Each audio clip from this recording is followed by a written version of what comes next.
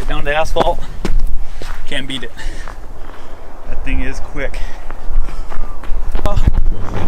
So this is the only time you ever use the front plow. Some time to push it up. Push it up and over.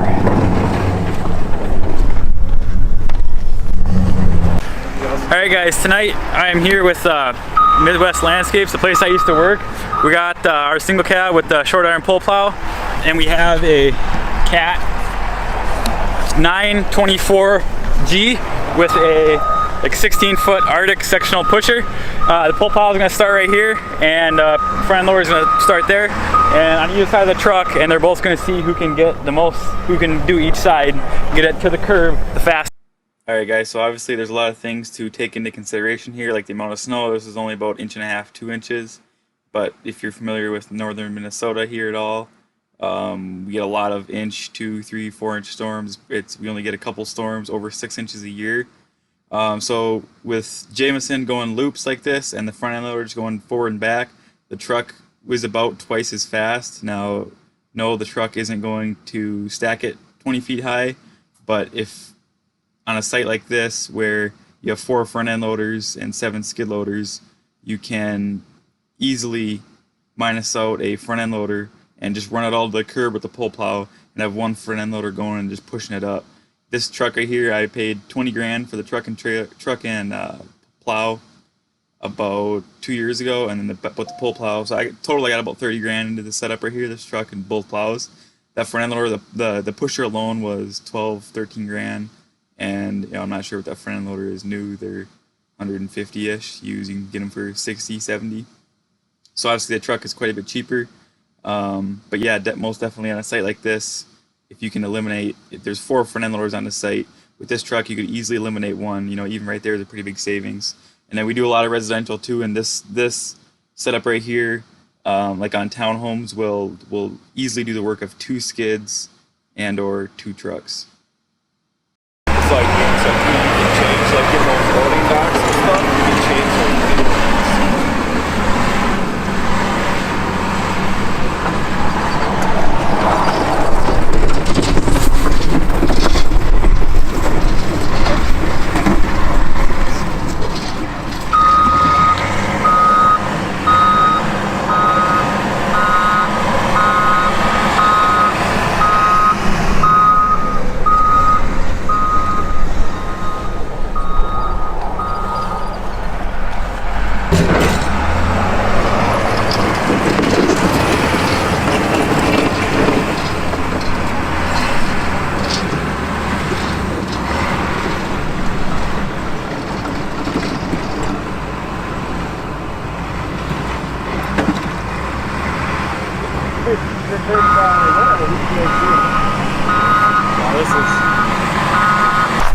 Alright guys, so now we're putting it up against a Bobcat. I think it's a S595. It has a 96-inch Vernig snow bucket on it, and it has a veteran operator in it. The guy's been running the skid for longer than I've been alive, so that's what the good operators are going to get. We're going to start pulling out these, we're going to start here at 20, and one guy will work that way, one guy will work this way, and see what happens. Alright, here we go.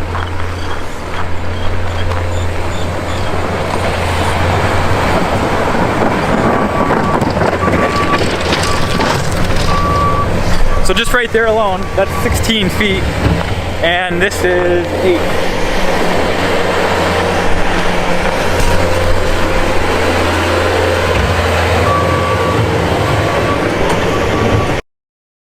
Alright, a couple things to take into consideration here. Like I said, got a veteran skid operator running that 595, and Jameson here in the pull plow. We just got this plow. This is the first year. He's only plowed, like I said earlier, around like probably total 50 hours in it.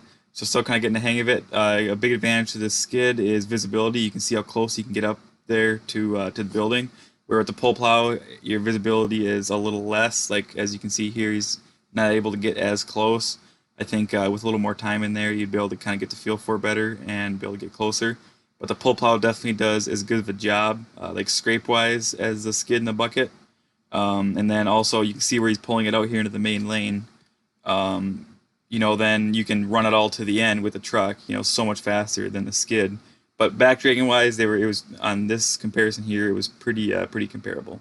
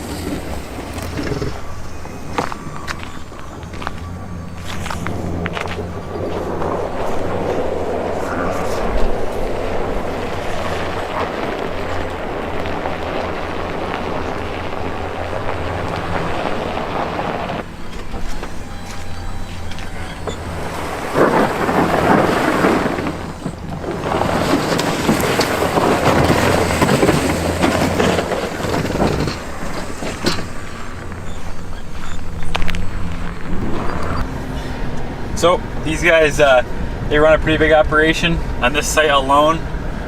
On this site alone, they run 7 skids, 4 front end loaders, a couple trucks. They rent several of these Komatsu. This one's a WA270. But the main thing is, like, when you pull it out, then this long way, a skid or that pull plow can run it all the long way where it would take forever to do that with a skid and a bucket. So we kind of figured on this site alone, with 7 skids, 4 front end loaders, a couple trucks, this would at least eliminate 1 front end loader and possibly a skid loader, depending on who you had run the truck and the plow. But yeah, and for little residential and stuff too, I would say in most places does it work with a minimum of 2 trucks up to 3. Got these new Toyo AT2 rhythm skins tires, and what do you think of them so far? The only way to go. They don't even compare to Dynapros. They're awesome. I can go anywhere I want. They got pretty good gappage. I don't know. They're pretty quiet cruising down the road. I don't know. They're a little bit louder than like a Dynapro, but they grip really good. You know, they grip super good. Plowing in 2-wheel drive with these is like plowing with 4-wheel drive with Dynapros. No way. That's serious. Right. Give these guys some pull plow action. Deep snow. It is deep snow. At least it's pretty fluffy.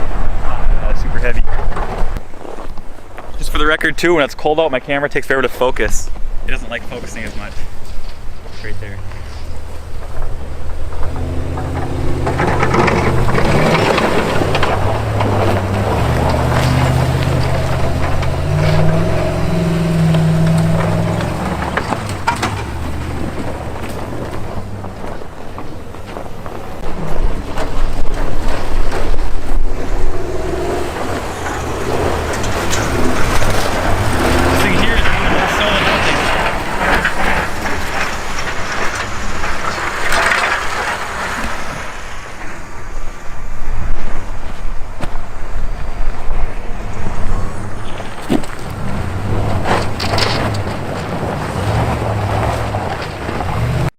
Alright guys, here's an example of what not to do with the pull plow. If you have a ton of snow behind you heading towards the pile, you got to slowly start lifting up before you get to the pile. Otherwise there'll be so much snow under the truck, it'll lift you up and then you'll be stuck and need a pull. What? Exactly, what? Alright guys, thanks so much for sticking to the end of this one. Thanks for watching, thanks for your support.